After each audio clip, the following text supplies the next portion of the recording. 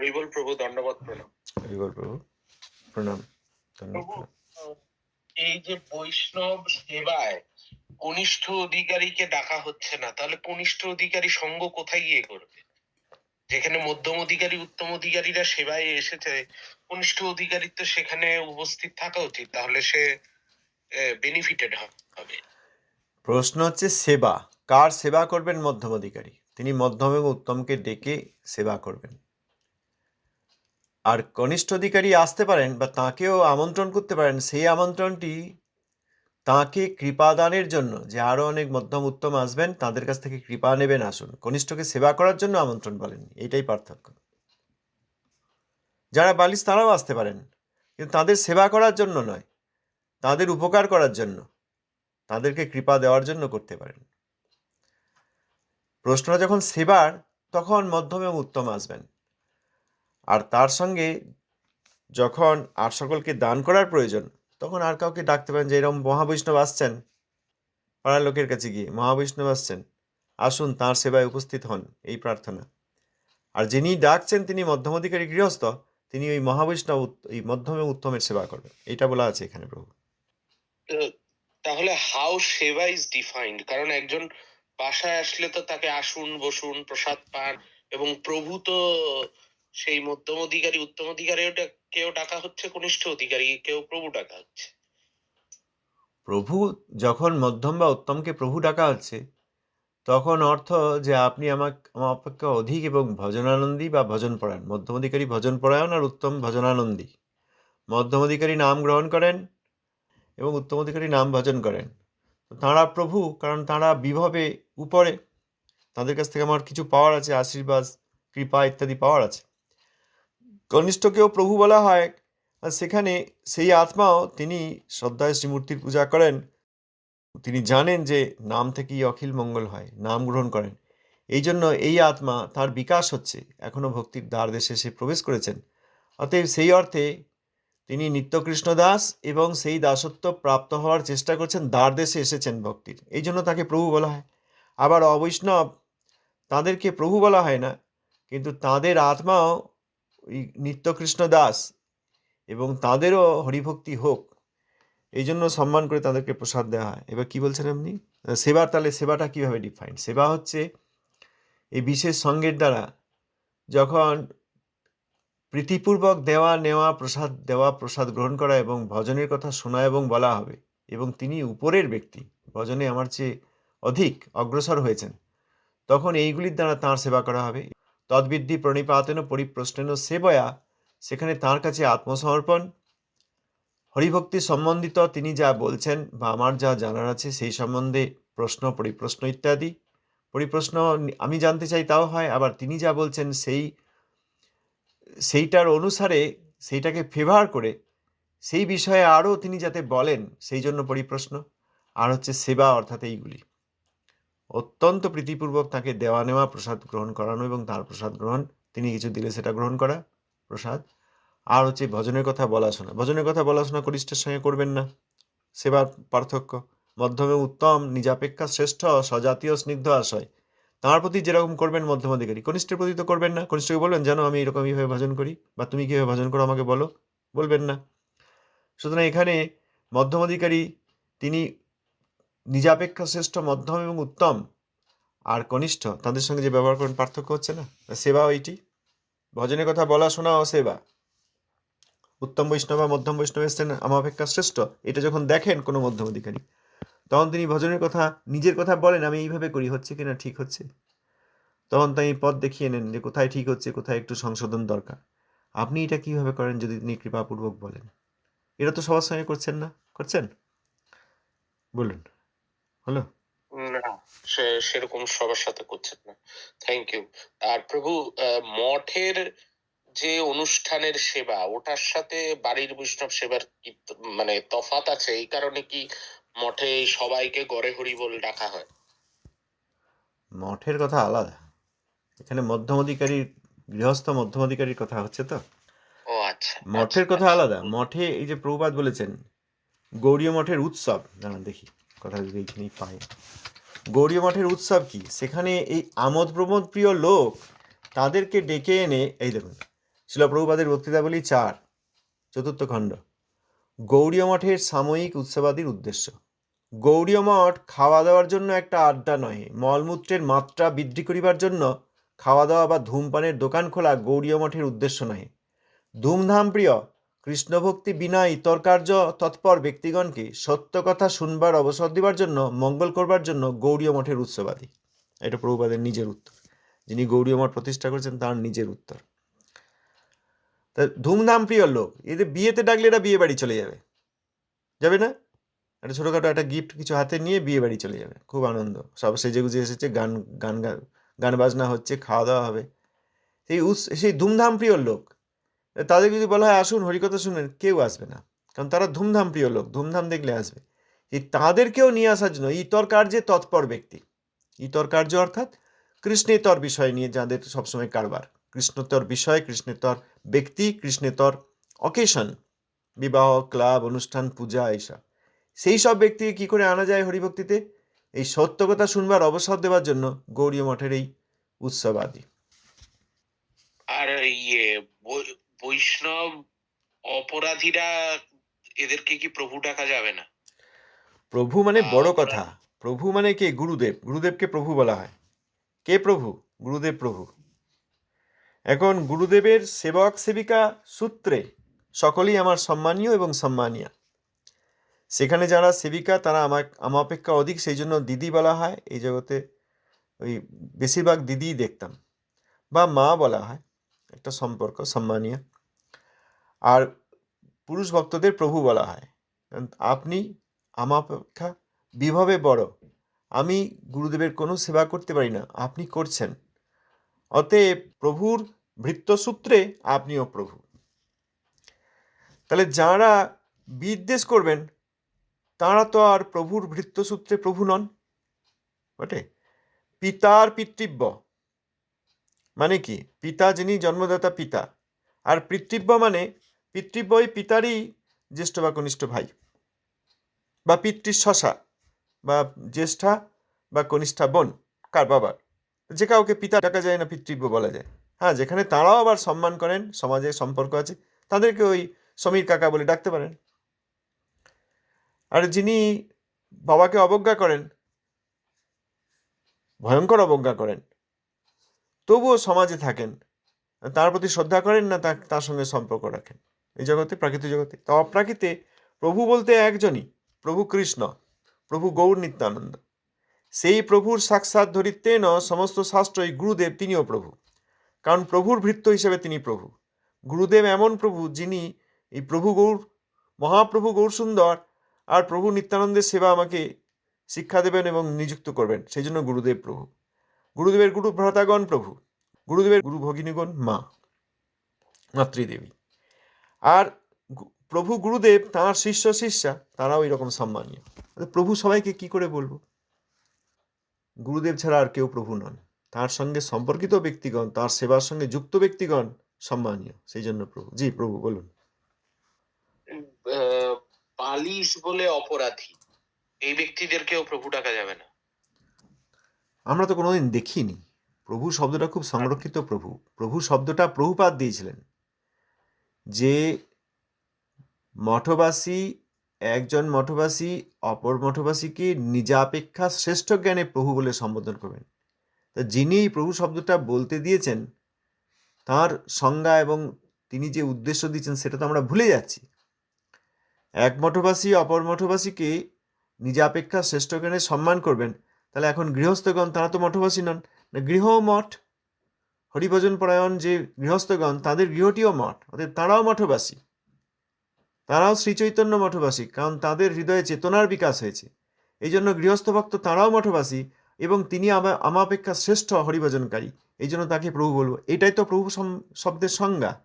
যিনি দিয়েছেন, যিনি বলতে বলেছেন, তার সংজ্ঞাটা আমরা জানি না বা ভুলে যাচ্ছি, সরে যাচ্ছি, তাহলে আমরা যাকে তাকে কিভাবে প্রভু বলি? বুঝতে পারলাম প্রভু, দণ্ডবত। ধন্যবাদ প্রণাম। হ্যাঁ প্রভু, ধন্যবাদ প্রণাম, বলুন। হ্যাঁ প্রভু, এই যে আজকে যে কথাটা বললেন যে প্রভু, এখন আমরা তো মন্দিরে বা কেউ একজনের সাথে পরিচয় হলেই প্রভু একটু এদিকে আসুন, আমি চিন্তা করতাম যে প্রভু শব্দটা যে প্রয়োগ, এখন এই যে জানলাম যে প্রভুপাদ এই কথাটা মানে মঠবাসী যারা আছে একে অপরের প্রতি সম্বোধন করার জন্য এটা বলছে আর কি। এখন আমরা তো সবাইকেই প্রভু, সব সব প্রভু, না কিন্তু আমি যখন এটা মঠে আজকে যেতাম জানলাম আর কি। না আমি যখন মঠে যেতাম বিভিন্ন মঠে, তখন ওই এখনো ভক্তির সঙ্গে সম্বন্ধ হয়নি এরকম ব্যক্তিকে ওই বৈষ্ণবোচিত প্রভু না বলে মানবোচিত সম্মান দিয়ে বাবু বলা হতো।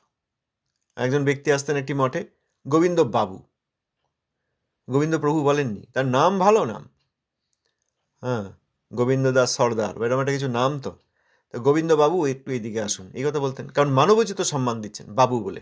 বাংলায় বাবু বলা হয়, এবার শিক্ষকদেরকেও বাবু বলা হয় না, সঞ্জয় বাবু, হ্যাঁ সঞ্জয় বাবু, সুশীল বাবু, হয় কি না এরকম।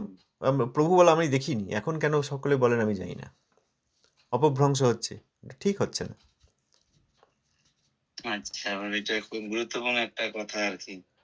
এইটা ওই মানে ওই 96 সালে যখন হোস্টেলে গেলাম তখন ওই ক্লাব পেলাম, যাক এখানে কিছু হরিভক্তি হচ্ছে, সব জায়গায় তো আমি যাই একটা আশা করে গেলাম। তারপর দেখলাম যে একে প্রভু বলছে, মনোজ প্রভু, সুরজ প্রভু, আরে ওরা হোস্টেলে গিয়ে অমেদ্য খায়, এখানে শনিবার আপনাদের ক্লাবে এসছে বলে আপনি কি করে প্রভু বলেন? বিরাট তর্ক বিতর্ক সব শুরু করে দিল। না না না, প্রভু শব্দের একটি সংজ্ঞা যিনি দিয়েছেন প্রভুপাদ ছিল সরস্বতী গোস্বামী ঠাকুর, আপনারা সেটাকে এক্সটেন্ড করতে পারেন না নিজের ইচ্ছা মতো। সব ইমেল টিমেল লেখালেখি আরম্ভ করেছে, এইখানে একজন গৌড়ীয় মঠের ভক্ত এসেছে হোস্টেলে, সেই রকম বলছে সবাইকে প্রভু বলা যাবে না। সে তাদের আবার খুব যোগাযোগ ছিল, ও মুম্বাই থেকে একজন সায়েন্টিস্ট লিখতে শুরু করেছে, ওখান থেকে একজন সব ইমেল লিখছে, এখন বিরাট ইমেল ওয়ার চলছে, আর এখানে ওদের ওই ক্লাবে আর কিছুতেই কাউকে এরকম প্রভু বলা যায় না।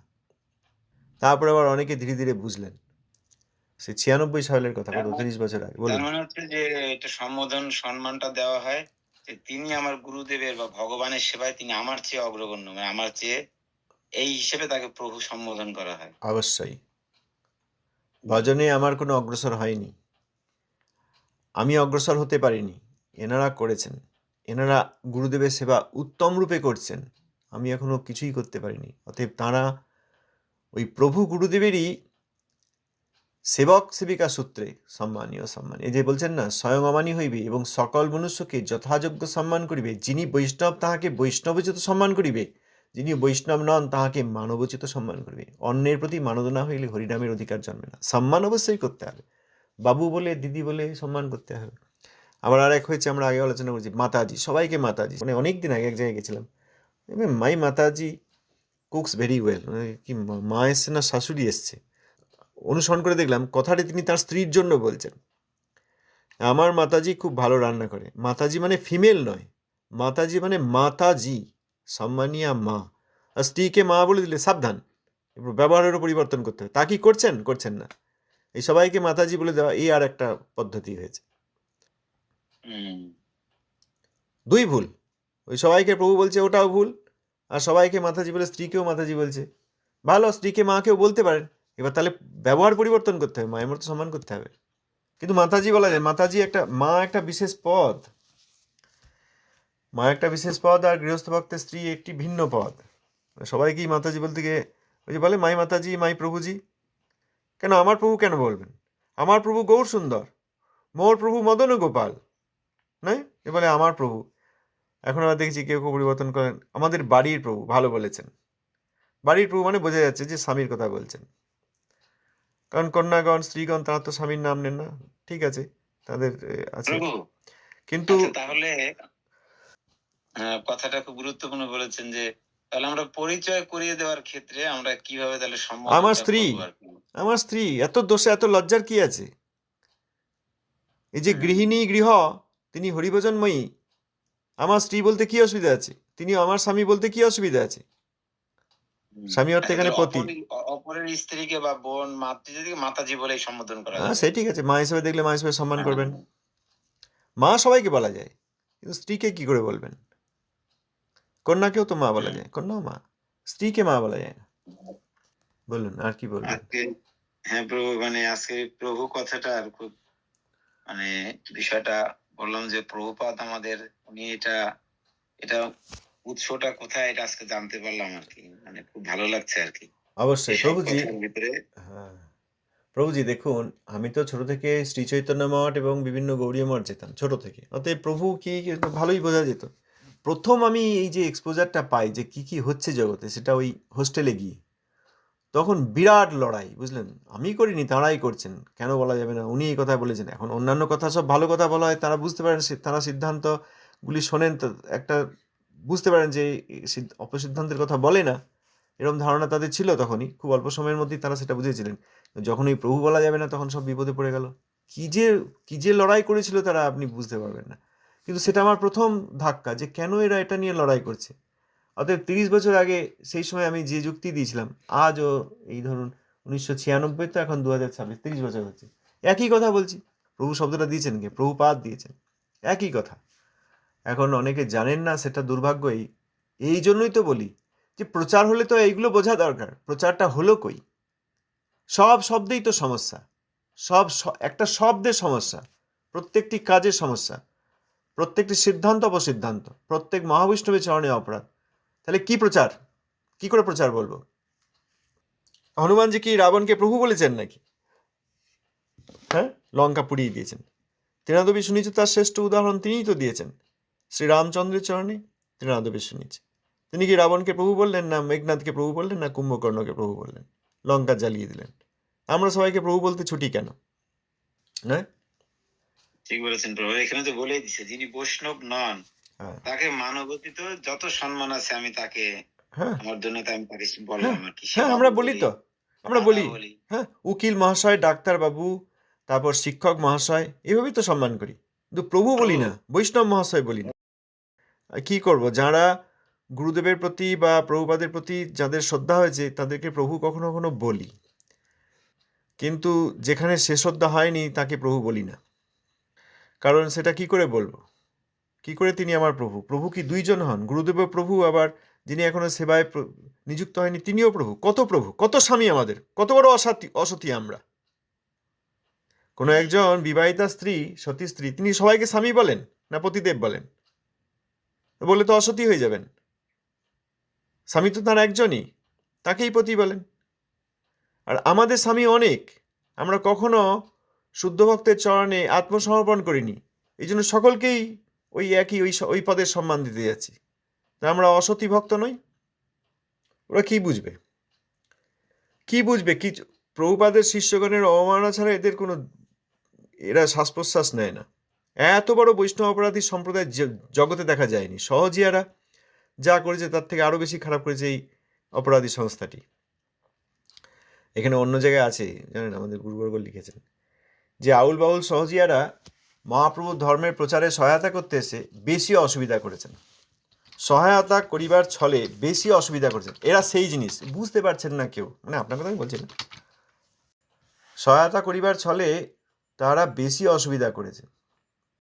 আমরা যে কথা বলছিলাম, এখানে শ্রী বৈষ্ণবের বর্ণাশ্রম, শ্রী ভক্তিনাথ ঠাকুরের প্রবন্ধ, সেখানে বলছেন, শ্রী শ্রী গৌরাঙ্গদেবের চিন্ময় লীলার অপ্রকটের কিছুকাল পরে স্মার্ত কর্মী ব্রাহ্মণগণ, জ্ঞানী হেতুবাদীগণ শ্রী বৈষ্ণবকে যতদূর কলঙ্কিত করিতে পারেন, বাউল সহজিয়া কর্তাভাজা প্রভৃতি সম্প্রদায় সহায়তা করিবার ছলে তদপেক্ষা অধিক কলুষিত করিয়াছেন। এখনও ঐরূপ শ্রেণীর বংশধরগণের অভাব নাই, ক্রমে ক্রমে এইরূপ শ্রেণীর সংখ্যা আরো বৃদ্ধি পাইতেছে। তাহলে আমাকে একটা কথা বলুন, স্মার্ত কর্মী ব্রাহ্মণগণ, জ্ঞানী হেতুবাদীগণ, এনারা বৈষ্ণবদেরকে কলঙ্কিত করেছেন। শুদ্ধ ভক্তি বুঝতে পারেননি, ঠিক আছে, মেনে নিলাম। তার চেয়েও বাউল সহজিয়া কর্তা ভাজা, এরা তো তিলক সেবা করে, অনেকে এরা তো মহামন্ত্র করে, হরিনাম করে, এবার অনেক সময় করে বান্তাসী হয়ে ক্যাম্প করে, শিবির করেও থাকে, আখড়া করে, এবং তারা গৌর নিত্যানন্দের নাম প্রচার করছে বলে হয়। প্র্যাকটিক্যাল উদাহরণ দেবো, আমাদের গৃহে ছোটবেলা থেকে দেখে এসেছি, যা সেটা বলছি। অনেকে তো ধরুন ভিক্ষা করে সমাজে, আমাদের গৃহ ভিক্ষার্থীরা আসতেন, তাদেরকে আদর করে অনেক সময় প্রসাদ দেওয়া হতো। দুপুরের সময় এসছেন, ভোগ হয়ে গেছে, আমাদের গাছ ছিল বাড়িতে বা ঘরে, সেখানে ডেকে যেখানে তার যেমন সম্মান করা হচ্ছে সেরকম বসিয়ে ভালো করে পা পেতে প্রসাদ দিয়ে, জল দিয়ে, আর কি নেবেন, কতটা নেবেন, খুব তৃপ্তি হয়ে আনন্দ করে তারা একবারে খুব বন্ধু হয়ে যেতেন। কিন্তু যারা ওই আউল বাউল তাদেরকে ভিক্ষা দেওয়া হতো না। সরল ব্যক্তি ভিক্ষা চান, ঠিক আছে, আসুন প্রসাদ পান, তারপর অনেক সময় হরিকথাও হতো, কিন্তু আউল বাউল তাদেরকে ভিক্ষা দেওয়া হতো না। তিলক সেবা করে এসছে, মাথায় জটা জুটো রয়েছে, সাদা বাবাজি কাপড় পরেছে, কখনো ভিক্ষা দিতে দেখিনি বাড়িতে। ছোট থেকে আমার এই শিক্ষা। তাহলে এখানে এই বাউল সহজিয়া কর্তাবাজা প্রভৃতি সম্প্রদায় সহায়তা করিবার ছলে, তো এই সংস্থাটি এরাও তো সহায়তা করতেই যেন এসেছে মনে হচ্ছে না? খুব সহায়তা করছে, খুব প্রচার হচ্ছে। কিন্তু এদের প্রথম প্রচার হচ্ছে যে গৌড়ীয় মঠ যাবে না, গৌড়ীয় ভক্তের সঙ্গ করবে না। আর প্রভুপাদ ছিল সরস্বতী ঠাকুরের নাম জানার দরকার নেই, আলেখ্যের প্রয়োজন নেই, প্রণাম মন্ত্র জানার দরকার নেই, তাঁর গৌড়ীয় শব্দ বোঝার দরকার নেই, গৌড়ীয় বৈষ্ণবতা বোঝার দরকার নেই, কিন্তু তোমরা ব্রহ্মমাদ্য গৌড়ীয় সম্প্রদায় ভুক্ত, এবং এনাকে প্রভুপাদ বলবে, আমাদের কাছে আসবে, সব প্রণামী আমাদেরকে দেবে, আমরা তোমাকে ট্যাক্স রিসিপ্ট দিয়ে দেবো, তোমরা এই চিরকালের জন্য কি বলে ওই লাইভ মেম্বারশিপ হয়ে যাবে, তারপরে এই ভাগবত কিনে এত টাকা দিয়ে দাও, তারপর আমাদেরকে নিয়ে গিয়ে উৎসব করো। এই সহায়তা করবার ছলে আরো বেশি কলুষিত করেছে। বলবো না কেন? প্রভুপাদের শিষ্যগণের নামে নামে এত অবজ্ঞা করেছে, এরকম জগতে পাওয়া যায় না। কত লোক আসতো জানেন, আমি ভিডিও আগে দেখতাম, বহু লোক আসছে, তারপর বললো দেখুন আমি কিন্তু, আপনি যে সংস্থাটিকে বারবার অবমাননা করছেন বলে বুঝতে পারছি, আমি কিন্তু সেই সংস্থান, আমি কিন্তু এই হরিকথা শুনি আমার খুব ভালো লাগে। আসবেন, অবশ্যই আসবেন, কিন্তু আপনি আসেন বলে আপনাদের পূর্বসূরীরা যে বা আপনাদের সমাজ যে বৈষ্ণব অপরাধ করে, সেটা আমি সংখ্যা আমার উদ্দেশ্য নয়।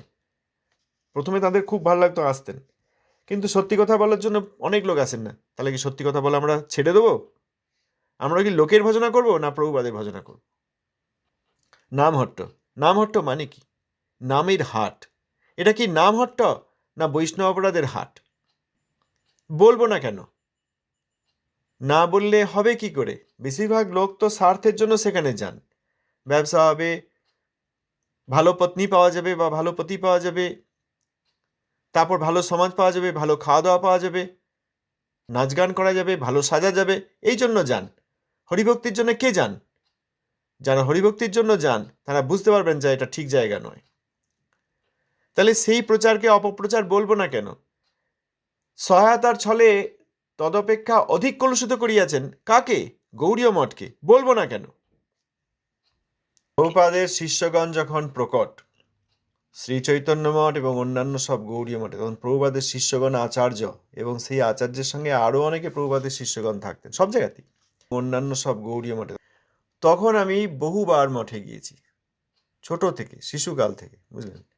তা সেখানে স্বাভাবিকভাবে যে রীতি, যে বৈষ্ণবীয় আচার এবং নীতি দেখেছি, সেইগুলি আমার মনের মধ্যে আছে। অতএব এইগুলো খুব স্বাভাবিক ব্যাপার আমার কাছে। এখন জগতের লোক কোথা থেকে এইসব পেয়েছে আমি জানি না, আমি আপনার কথা বলছি না, কিন্তু এই হয়েছে তো, একটা সমাজ তৈরি হয়েছে বা এদিক ওদিক হয়েছে, এই করেই তো সব এই সমস্যাগুলো এসছে। প্রভু বলার মধ্যে এত বাদ বিচারের কি প্রয়োজন আছে? অবশ্যই আছে, আছে না? অবশ্যই আছে। তার মানে আমাদের কোনো আত্মসমর্পণ নেই, তদ্বিদ্ধি প্রণিপাত হয় নাই, তদ্বিদ্ধি প্রণিপাতে না, তারপরে তো পরিপ্রশ্ন সেবা, সেইটিই হয়নি। এই জন্য আমরা যেখানে সেখানে এরকম যা খুশি বলতে পারি, এবং এই শব্দগুলির অর্থ আমরা জানি না। এই যে একটা ওয়েট আছে, প্রভু শব্দের একটা ওয়েট আছে। আমি একবার একজন সন্ন্যাসীকে প্রভু বলে ফেলেছিলাম, অনেক সময় কথা বলছি, প্রভু বলে ফেলে আমি একটু লজ্জায় পড়েছিলাম যে ইনি তো সন্ন্যাসী মহারাজ বলা হয়, প্রভু বলে ফেললাম। তখন একজন বলেছিলেন যে ভালোই বলেছ, সন্ন্যাসীও প্রভু। হ্যাঁ, তাকে মহারাজ বলা হয়, মহান যে রাজা, অর্থাৎ বিশেষ প্রেমের অধিকারী, কিন্তু তিনিও প্রভু। গুরুদেবকেও প্রভু বলা যায়, গুরুদেবও প্রভু। আমার একটা কোয়েশ্চেন, যে আপনি যেটা বললেন প্রভু সম্বন্ধীয় আর কি, যে তাহলে কি সবাইকে কি প্রভু বলা যাবে না? প্রভু মানে, প্রভু শব্দটা, আমাকে একটা কথা বলুন, আমি যদি আপনাকে প্রভু বলি তার মানে কি? হ্যাঁ হ্যাঁ আপনার আদেশ আদি সব পালন করো। প্রভু মানে কি? ইংরেজিতে মাস্টার বলা হয়, মাস্টার। আপনি আমার হ্যাঁ, মাস্টার, মাস্টার। আপনি আমার মাস্টার, আমি আপনার সার্ভেন্ট। এবার আপনি আমাকে যা বলবেন আমাকে তাই করতে হবে, তো সেই বুদ্ধি নিয়ে বলছি কি? ও না, তাহলে সেই কেন বুদ্ধি নিয়ে বলছি? তো বলছি না। তাহলে কেন বলছি? যদি সবাইকে আমরা এখন রাজা বাবু বলতে শুরু করি, সবাই রাজা বাবু, তা সকলে কি রাজা, না আমি তার প্রজা, না তিনি দণ্ড দিলে আমি সেটা স্বীকার করব? সবাইকে প্রধানমন্ত্রী বলা যায়? না সবাইকে মুখ্যমন্ত্রী বা এমনি মন্ত্রী বলা যায়? না, যে কাউকে শিক্ষক মহাশয় বলা যায়? যিনি শিক্ষা দেন তিনি শিক্ষক মহাশয়, স্কুলেও হতে পারে, শিক্ষক। বাইরেও হতে পারে। তাহলে আপনাকে যদি আমি প্রভু বলি, তাহলে আমাকে তৈরি থাকতে হবে যে আপনি আমার দণ্ড আপনি আমার দণ্ডধারী প্রভু, অর্থাৎ আপনি আমাকে দণ্ডও দিতে পারেন। আমি কি তৈরি আছি আপনার কাছ থেকে দণ্ড নেওয়ার? তৈরি নেই। তাহলে আপনাকে আমি, তুমি মোর দণ্ডধারী স্বামী, অর্থাৎ তুমি মোর প্রভু, তুমি প্রভু আমি দাস, অতএব তুমি যা বলবে এখন আমি তাই করবো, এটা তো বলতে পারছি না আপনাকে। তাহলে প্রভু শব্দটার বত্তায় হচ্ছে না, অকারণে ব্যবহার হচ্ছে না, এটা ইনসাল্ট করা হচ্ছে আপনাকে। আপনাকে যদি আমি রাজা মহাশয় বলতে শুরু করি, যে রাজা মহাশয়, আপনি বলবেন, হায় রে, আমি রাজা নই, আমাকে কেন আপনি রাজা মহাশয় বলছেন? বলবেন না? সেটাই। তাহলে আপনাকে যদি হঠাৎ রাষ্ট্রপতি বলতে শুরু করি, রাষ্ট্রপতি মহাশয় আপনি কেমন আছেন, তার মানে কি? আপনাকে ইনসাল্ট করা হচ্ছে, আবার রাষ্ট্রপতি পদেরও অবমাননা হচ্ছে। যিনি প্রভু মানে কি? প্রভু মানে যার কাছে আমি আত্মসমর্পণ করেছি, তদ্বিদ্ধি প্রণিপাতন প্রকৃত রূপে হয়েছে। এখন তিনি যদি বলেন এইভাবে ভজন করো, আমি করতে বাধ্য আছি? আপনি যা বলবেন আমি কি করতে বাধ্য আছি? না না। তাহলে গুরুদেবের সেবক সূত্রে কাউকে প্রভু বলা হচ্ছে কেন? না, তিনি আমাকে গুরুদেবের সেবা ছাড়া অন্য কোথাও নিযুক্ত করবেন না, আমি নিশ্চিত। এই জন্য তাকে প্রভু বলা হচ্ছে, অর্থাৎ মধ্যম বা উত্তম বৈষ্ণবকে প্রভু বলা হচ্ছে। কনিষ্ঠকেও বলা যেতে পারে কোনো কোনো ক্ষেত্রে, ইনিও এসেছেন ভক্তির দ্বার দেশে, এই মধ্যম হলেন বলে ক্রমোন্নতির দ্বারা হবে। তিনিও ভগবানের সেবা করছেন, ভগবানের সেবক সূত্রে তাকে প্রভু বলা হচ্ছে। সুতরাং প্রভু বললে এই যাকে বলা হচ্ছে আর যিনি বলছেন তাদের মধ্যে যে ব্যবহার, সেটা নির্দিষ্ট হয়ে যাচ্ছে না? সেটাই। তাহলে কি মানে শুধু মানে দাদা বা এরকম কিছু বলবো? যেরকম মানব তার প্রতি সেরকম সম্মান। অনেকে দেখেছি এরকম, ডাক্তারবাবু বলেন সম্মান করে, বা এই যে উদাহরণ দিলাম গোবিন্দবাবু, সবাইকে প্রভু বলছে, মহারাজ বলছে একজন বাইরের লোক এসছেন, গোবিন্দবাবু আসুন আসুন, হ্যাঁ মঠে এসছেন বা গৃহে এসছেন, গোবিন্দবাবু আসুন আসুন, বসুন বসুন, এবার হরিকথা হবে ইত্যাদি হবে। তিনি এখনো আত্মসমর্পণ করেননি, তার সমস্ত কাজ গুরু সেবা নয়, পরম বৈষ্ণব সেবা নয়। তাহলে তার কাছে আমি আত্মসমর্পণ করি কি করে? তিনি তো অন্য কাজ করিয়ে নেবেন না? আমি যদি আপনাকে প্রভু বলি, আপনি যদি ভক্ত না হন, উদাহরণ দিচ্ছি, আপনি তো আমাকে বলেন, আচ্ছা আমাকে এই জিনিসটা একটু করে দাও, এই জিনিসটা একটু দেখে দাও, এটা একটু বলে দাও, আর এগুলো তো ভগবানের সেবা নয়। তাহলে আমি আপনার কাছে আত্মসমর্পণ করে প্রভু বলে, প্রভু বলা মানে আমি স্বীকার করলাম, কোনো একজন সতী স্ত্রী যে কাউকে স্বামী যেমন বলে না, স্বামী বললে তার প্রতি সেরকম কর্তব্য থাকে, তুমি পতি আমি পত্নী, সবাইকে যেমন পতি বলেন না, তার সতীত্ব আছে বলে, সেরকম আমাদেরও অপ্রাকৃত একটা পরিচয় আছে, আত্মপরিচয়। সেখানে যে কাউকে প্রভু বলা যায় না। যার মধ্যে শুদ্ধ ভক্তির উন্মেষ হয়েছে, তিনি শুদ্ধ ভক্তি ছাড়া অন্য কোনো কাজে আমাকে লিপ্ত করবেন না। এই জন্য তাকে আমি প্রভু স্বীকার করেছি। এবার বলুন প্রভু, আমি কিভাবে আপনার সেবায় সহায়তা করতে পারি? এইটা হচ্ছে প্রভু শব্দের, প্রভু সম্বোধনের কারণ। প্রভুটা কোনো জাগতিক সামাজিক ব্যক্তির সঙ্গে লেনদেন করার শব্দ নয়। বলুন, আর কি বলবেন বলুন।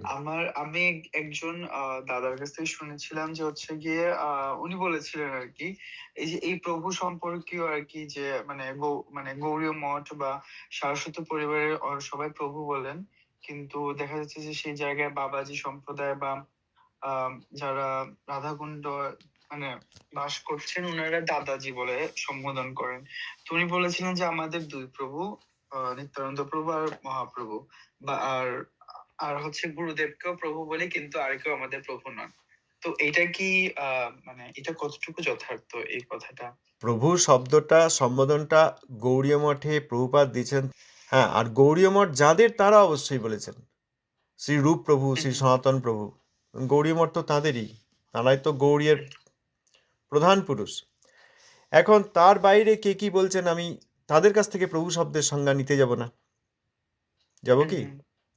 কে দাদাজি বলেন, কে ভাইয়াজি বলেন, সে তাঁরা বলেন।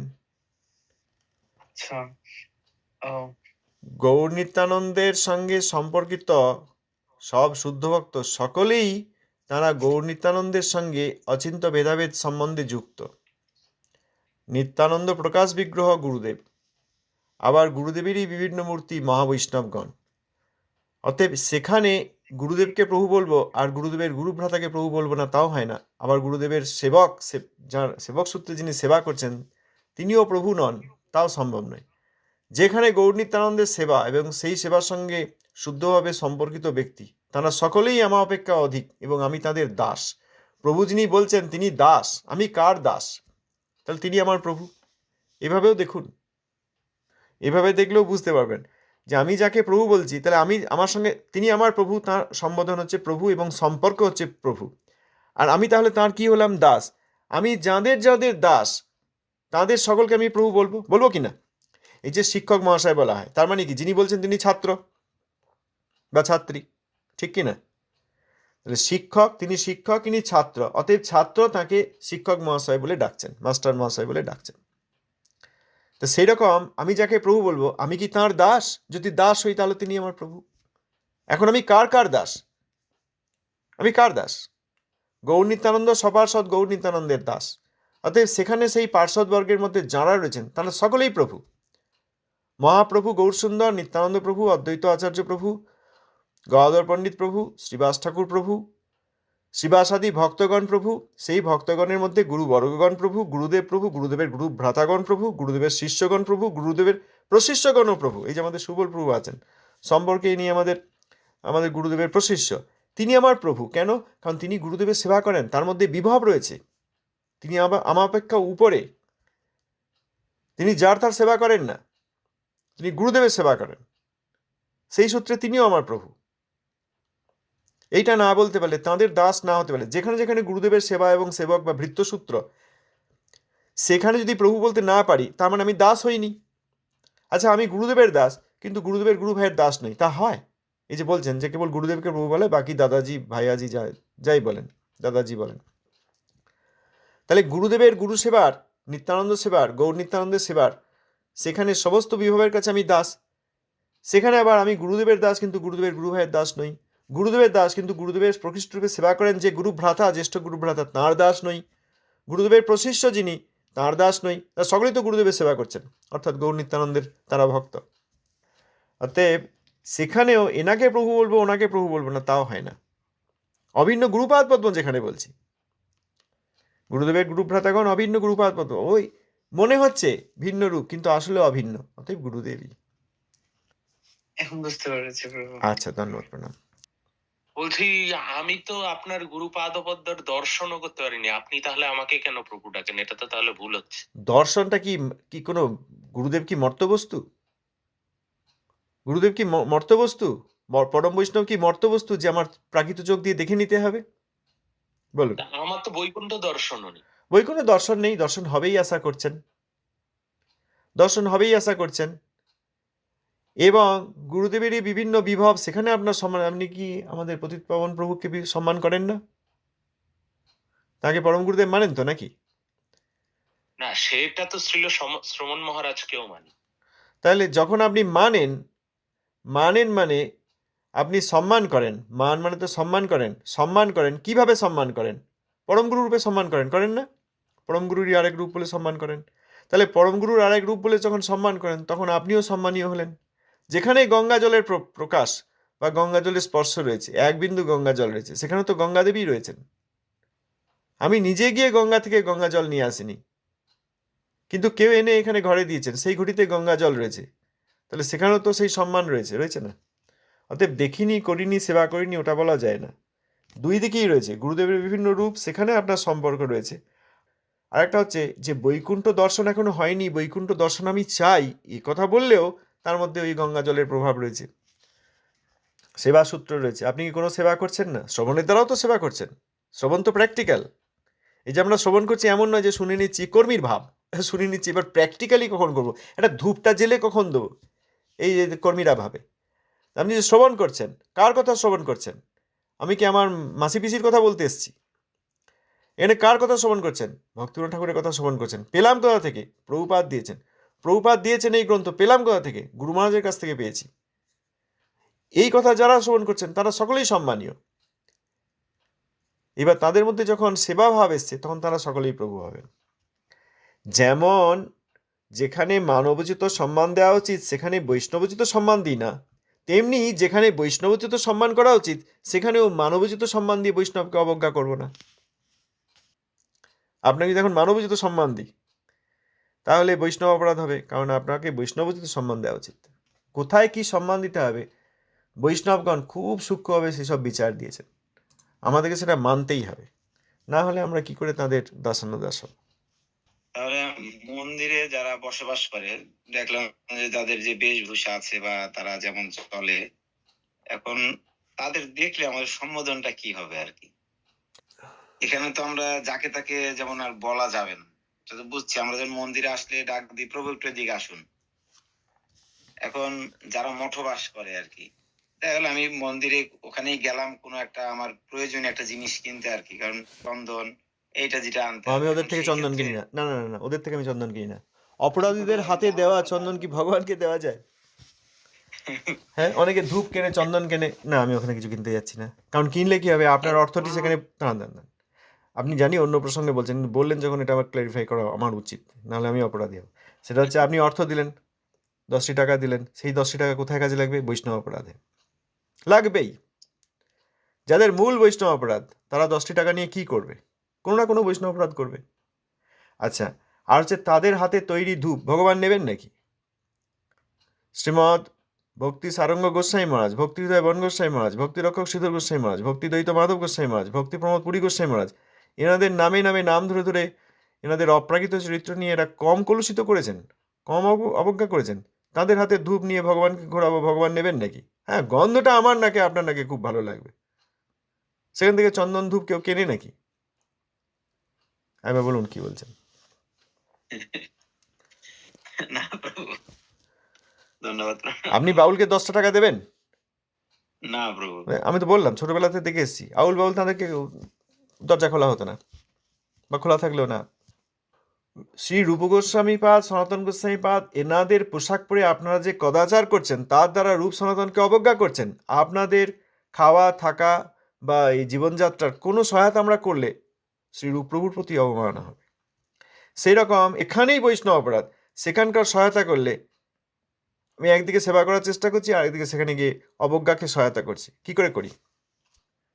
হ্যাঁ প্রভু, আসলে আপনি যা বলছেন এটা প্রত্যেকটা কথাই চিন্তা করছি আর কি। ওই জন্যই প্রভু জিজ্ঞাসা করছিলাম যে হয়তো রাস্তায় দেখা হয়ে গেল, আমি জানি না তিনি এইখানে না, হয়তো দেখা যাচ্ছে আমাদের এই কোনো একটা মঠের, বা আমি তো হয়তো বসন দেখলাম, তিলক দেখলাম, এতে রাস্তায় দেখা হলো, এতে আমি জানি না যে হয়তো এই মঠেই থাকে, পরিচয় তো সবার সাথে আমার নাই।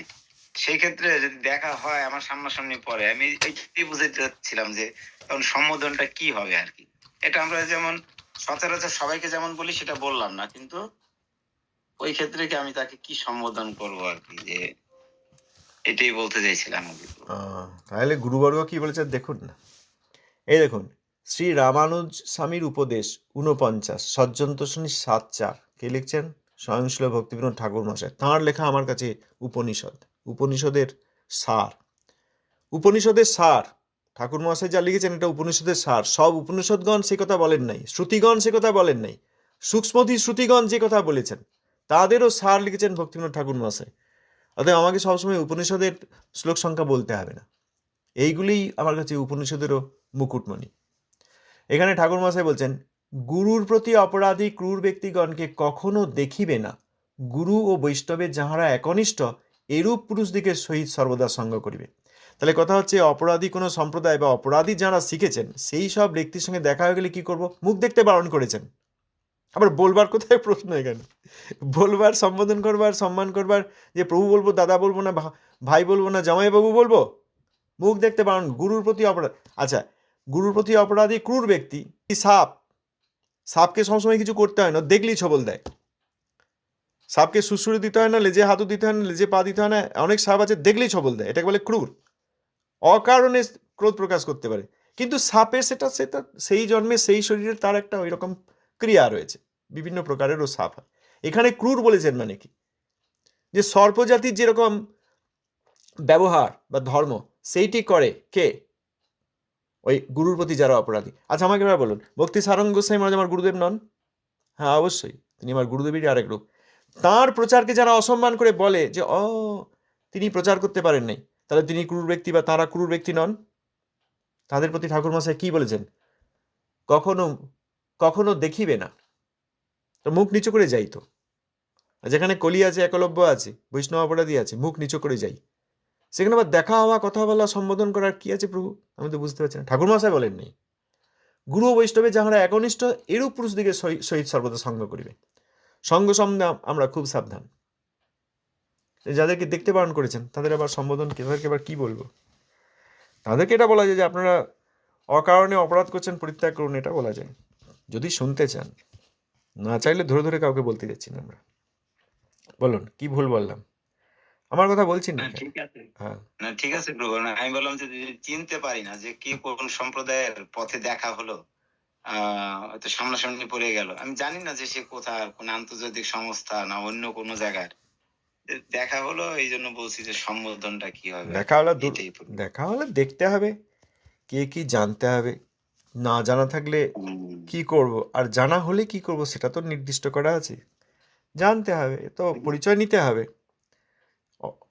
প্রাকৃত জগতেও যেমন আমরা পরিচয় না নিয়ে ব্যবহার করি না।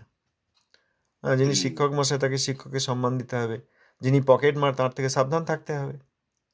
পকেট মার ভালো সেজে আছে, টাই ফাই পরে থাকে আজকাল, হয় না?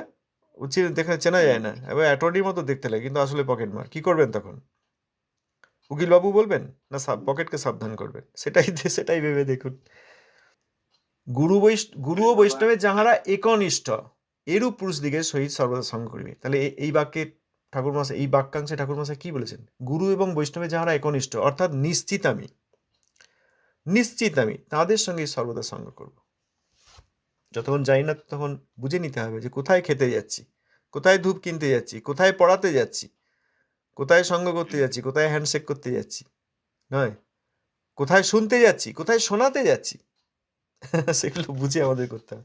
না হলে অসৎসঙ্গ দেশে আমাদের সময় কম। অসৎসঙ্গ দেশে যদি বা কিছু প্রগতি হওয়ার সম্ভাবনা ছিল সেটা ধূলিসাৎ হয়ে যাবে, হবে না?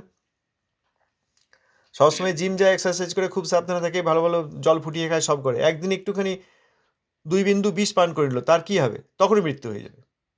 কেন না? সে যে খুব ভালো শরীর চর্চা করতো, না সে যে সবসময় সাবধান থাকতো, জাম না ঢুকে যায়, জল ফুটিয়ে তারপরে ওই ছেঁকে খেত, এই কত ক্যালোরি, কত ভিটামিন, কত প্রোটিন দেখে সবসময় খেত, একদিন 1 বিন্দু বিষ পান করলো, সে মারা গেল। এরকম প্রশ্ন করি আমরা। ঠাকুরমশাই যেখানে ক্রূর ব্যক্তিগণকে কখনো দেখিবে না, আমি তো এই প্রশ্ন করি তো, এই জরাসন্ধের দল সেখানে গিয়ে প্রণাম করছে, কাকে প্রণাম করছেন? কার গায়ে গা লাগছে? কার সঙ্গে কথা বলছেন? প্রভুপাদের গণের প্রতি অবমাননাকারী, গুরুবর্গের প্রতি অবমাননাকারী আচার্য প্রভু হয়ে বেদখল করে বসে পড়েছে, তাকে সম্মান করতে হবে তার তো কথা নেই। কেন অর্থ দিচ্ছেন? জিজ্ঞেস করি তো, কেন অর্থ দিচ্ছেন, কেন কথা বলছেন? একমাত্র শুদ্ধ ভক্ত যেখানে বোঝা যাবে মধ্যম আর উত্তম বৈষ্ণব না হলে সঙ্গ করা যায় না, এই দয়াতি প্রতিকৃতি করা যায় না। আচ্ছা, আর কি বলবেন? প্রভু আপনার চরণে আমার দণ্ডবাদ। আবার এইখানে সব এসে আবার জল ঢেলে দিলেন। আপনার যদি স্নেহ হয়ে থাকে আপনি আমার গুরু মহারাজকে প্রণাম করবেন, নিন না। যদি 2টো ফুল তাকে নিয়ে গিয়ে তাঁর চরণে দিন না। কেন আপনি আবার এইসব বলে? আচ্ছা, আমি তো চেষ্টা করছি নিজের এবং না না বিচার করে চলতে পারি, এই আশীর্বাদটা করবেন না, আশীর্বাদ তো গুরুদেব করবেন। দেখুন, আমি নিজের চেষ্টা করছি এবং যারা রয়েছেন তাদের উপকার হোক এই প্রার্থনা করছি, সকলের ভালো হোক এটা চাইছি। তা আপনি কেন আমাকে আশীর্বাদ করে মঙ্গল করবেন না? কেন এইসব বলে আবার আমার বিপদ হোক আপনি কি চান? চান না। যেখানে আছি সেখান থেকে আমি উঠতে পারবো না। আমি সবচেয়ে নিচে নর্দমার জীব, সেখানে আছি, সেখান থেকে নিজেকে তুলতে পারছি না। অতএব যাই বলেন, যদি স্নেহ হয়ে থাকে আমার গুরু মহারাজকে সম্মান করুন। আমি সবাইকেই প্রার্থনা করব, অকারণে কাউকে বলবো না, কারণ যদি শ্রদ্ধা না থাকে কেন বলতে যাব? আচ্ছা প্রভু, ধন্যবাদ, প্রণাম। আপনি আশীর্বাদ করুন যেন এইসব কথাগুলি কোনোদিন ভুলে না যাই। গুরুবর্গ বলেছেন, ভক্ত ঠাকুর প্রভুপাদ বলেছেন, সেখান থেকে পড়লাম আমরা সকলে। এখানে তো আমাদের ব্যক্তিগত কোনো কৃতিত্ব নেই। ব্যক্তিগত কিছু আছে নাকি? নিজে কিছু জন্ম থেকে নিজের পকেটে করে কিছু এনেছি? কিছু হয়নি। এইসব গুরুবর্গের কথা লেখা রয়েছে, পড়েছি, তাই আরেকবার পড়ে দেখলাম যাতে সকলের। আচ্ছা, ধন্যবাদ, প্রণাম। হ্যাঁ, ধন্যবাদ, প্রণাম। জয় নিতাই। হ্যাঁ জি, বলিয়ে। আপনি ঠিকই বলছেন প্রভু, এনারা যে করে সব ভুল। এই সংখ্যাটা মানে 2-3 দিন আগে একটা কথা হলো, দেখছি যে আমি একটা কেনপি দিছে, মানে শিলা ঠাকুর মশাই, মানে এখানে ছবি আছে। ভাবলাম দেখি এনারা কি করছে, তা গেলাম, তো জিজ্ঞাসা করলাম আপনারা কি কি সেবা করছেন, मतलब आप लोग क्या सेवा कर रहे हैं, हिंदी में पूछा। तो पहले तो मेरा प्रश्न समझा नहीं, फिर पूछा मैंने, आप लोग क्या सेवा कर रहे हैं ठाकुर मसाई का। तो वो मुझे दिखाता है, वो लिपलेट देखो यहाँ पे ऐसा ऐसा है, ये है सेवा बोल के बोल रहे हैं। तो हम बोला, फिर पूछा उसको क्या सेवा कर रहे हैं, बोलो बोल के बोल रहे हैं। तो बोल रहे हैं मंदिर बना रहे हैं अपना। हम समझ गए इसको सेवा मतलब ये पता नहीं है इसको। ठाकुर मसाई का नाम लेके वो डोनेशन ले रहे हैं, तो सेवा मतलब ही समझ में नहीं आया उसको। हम पूछा कि तुम ठाकुर मसाई का सेवा क्या कर रहा है, बताओ मुझे। तो कुछ वो समझा ही नहीं उसका प्रश्न उसको। प्लेट पकड़ा दिया, लो लो लो। हम बोला नहीं नहीं नहीं चाहिए, आप दे दो। फिर मन मन में सोचा तुमको क्या मैं 8 आना भी नहीं दूंगा तुमको मैं। बिल्कुल अच्छा किया आपने, प्रश्न किया आपने, इस विषय में समझा और उनको भी समझाने के लिए प्रश्न किया। अच्छा किया, बहुत अच्छा लगा सुन के। धन्यवाद, प्रणाम। अच्छा, धन्यवाद, प्रणाम। आज তাহলে এই পর্যন্ত থাক। জয় প্রভুপাদ, জয় গুরুদেব।